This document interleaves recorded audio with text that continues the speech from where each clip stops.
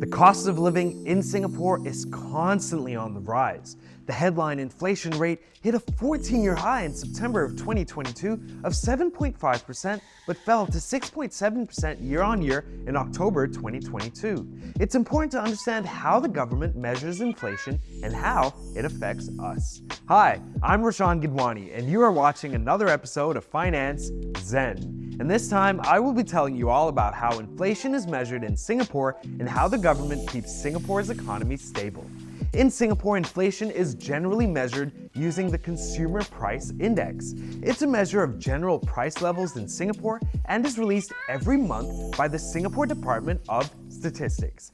The Consumer Price Index is calculated based on the prices of a basket of goods and services, which are weighted according to the amount of money Singaporeans spend on them.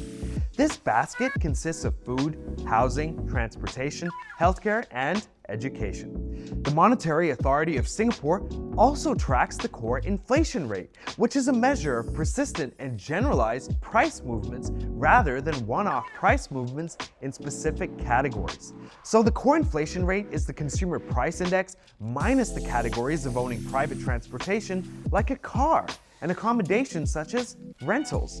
These categories are excluded from the list considering their volatility and how they are affected by administrative policies. The Singapore government has engineered a tight fiscal policy that involves cutting spending and raising the goods and services tax from 7% in 2022 to 8% in 2023. This combats inflation. The government also regulates the amount of money in circulation so that prices remain stable.